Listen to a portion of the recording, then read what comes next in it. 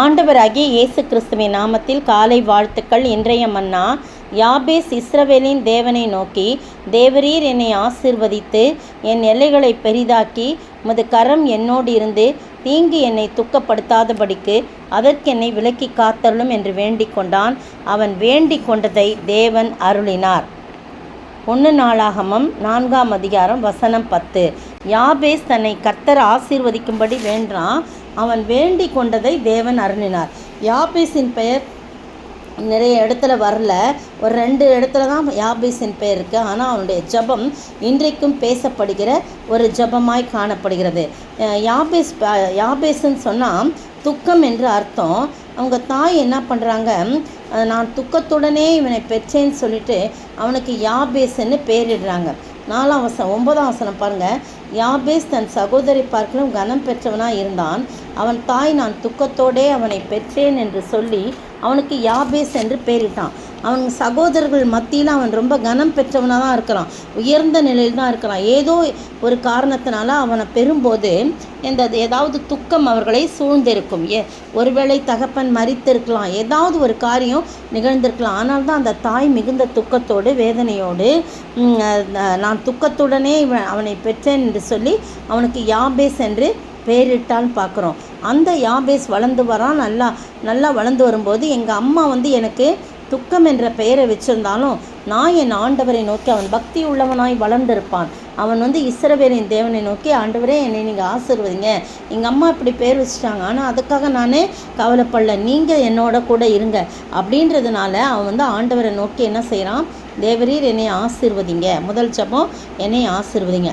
2வது என்ன சொல்கிறான், என் எல்லையை பெரிதாக்குங்க, நான் இருக்கிற எல்லையில நல்லா பெரிதாக்கி எனக்கு நல்ல ஒரு பெரிய ஆசீர்வாதத்தை நீங்கள் கொடுக்கணும். அப்புறம் உங்கள் கரம் என்னோடு கூட இருக்கணும், உமது கரம் என்னோடு கூட இருக்கணும். ஏன் இருக்கணும் அப்படின்னு சொல்லும்போது, உங்களுடைய வழிநடத்துறதுலாம் எனக்கு இருக்கணும். நீங்கள் தான் என்னோடு கூட உங்களுடைய பிரசன்னத்தினாலும் உங்களுடைய வழிநடத்தினாலும் என்னை ஆசீர்வதிக்கணும்.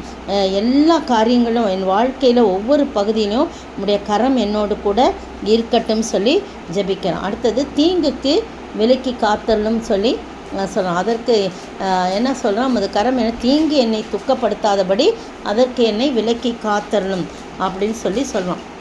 தீங்குக்கு விலக்கி காத்தரலும் சொல்கிறான். அடுத்தது, துக்கத்துக்கு விலக்கி காத்தரலும் அப்படின்னு சொல்கிறோம். யாபேஸை போல நாம் விண்ணப்பம் பண்ண வேணும். 5 குறிப்பு சொல்கிறாரு. என்னை ஆசீர்வதியும், என் எல்லையை பெரிதாக்கும், அது கரை என்னோடு இருக்கணும், தீங்குக்கு விலக்கி காத்துங்க, துக்கத்துக்கு என்னை விலக்கி காத்தரணும்னு சொல்லி அவன் வேண்டுறதை பார்க்கணும். இந்த ஜெபம் எவ்வளோ முக்கியமான ஜெபம். யாபேஸை போல் நாம் ஜெபிக்க வேணும். ஆண்டவர் சொல்கிறாரு, நான் யாபேஸ் என்ன வேண்டி கொண்டானோ அந்த 5 குறிப்புகளுக்காக ஒரு சிறிய ஜெபம் தான் ஜெபிக்கிறான். அந்த யாபேஸுக்கு அவன் வேண்டிக் கொண்டதெல்லாம் அருளிய தேவன் நாம் வேண்டிக் கொள்வதற்கும் நமக்கு நிச்சயமாக அருளி செய்வார். எப்போ அப்படின்னு சொல்லும்போது, யாபேஸை போல விசுவாசத்தோடு நாம் ஜெபிக்க வேணும். உள்ளத்தின் ஆழத்திலிருந்து ஜெபிக்கணும். அவங்க அம்மா அப்படி பண்ணிட்டாங்கன்னு அப்படியே ஒடுங்கி போய் உட்காந்துடல. அதனால தான் யாபேஸ் தன் சகோதரை பார்க்கலும் கனப்பற்றவனாக இருக்கான். கர்த்தர் அவனை ஆசீர்வதித்தப்படினாலே சகோதரர்கள் மத்தியிலே அவன் தான் கனப்பற்றவனாக இருக்கிறான். ஒருவேளை அவன் பிறப்பு இந்த குடும்பத்துக்கு ஒரு துக்ககரமான காரியமாக இருந்திருந்தாலும் அவன் சகோதரர்கள் மத்தியிலே அவன்தான் ஆசீர்வதிக்கப்பட்டவனாய் கனப்பற்றவனாக. அந்த காரணம், கர்த்தரிடத்திலே அவன் விண்ணப்பம் வைத்தான். அது வேணும் இது வேணும்லாம் கேட்கல, ஆவிக்குரிய ஆசீர்வாதங்களை அவன் கேட்குறான். என்னை ஆசீர்வதிங்க, என் எல்லையை விரிவாக்கி கொடுங்க, ஊழியத்தின் எல்லை, உமக்காக நான் வாழ்கின்ற எல்லை, பக்தியின் எல்லை அப்படின்னு சொல்லி நிறைய எல்லைகளை சொல்லியிருக்கலாம். அந்த எல்லைகளெல்லாம் எனக்கு விரிவாக்கி கொடுங்க, நான் இப்போ இருக்கிறது மாதிரி இருக்கக்கூடாது, இன்னும் நான் நிறைய பெரிதாகணும் அப்படின்னு சொல்கிறான்.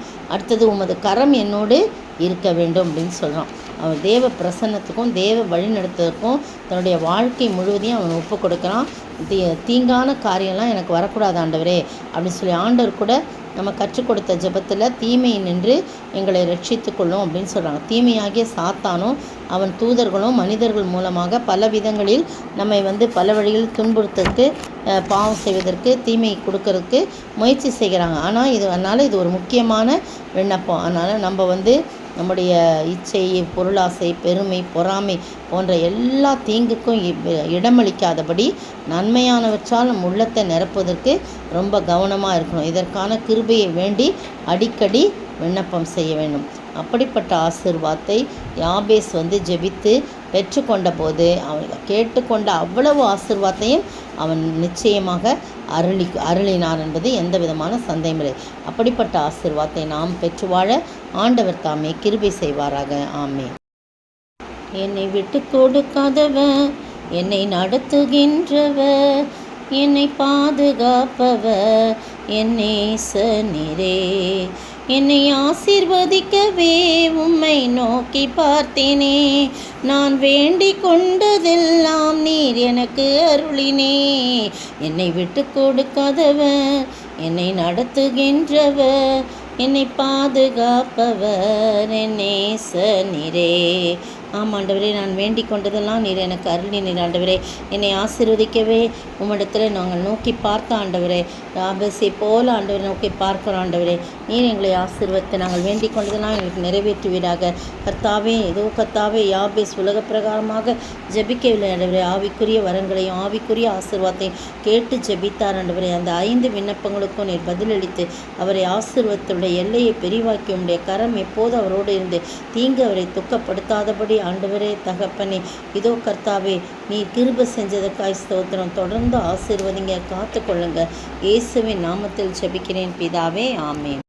நேற்றைய பதில், அவர் பகற்காலங்களில் தேவாலயத்திலே உபதேசம் பண்ணி கொண்டிருந்து ராக்காலங்களில் வெளியே போய் ஒலிவமலை எண்ணப்பட்ட மலையிலே தங்கி வந்தார். லூக்கா 21:37.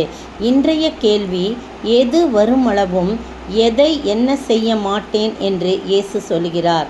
எது வருமளவும் நான் என்ன செய்ய மாட்டேன், எதை என்ன செய்ய மாட்டேன் என்று சொல்கிறார்.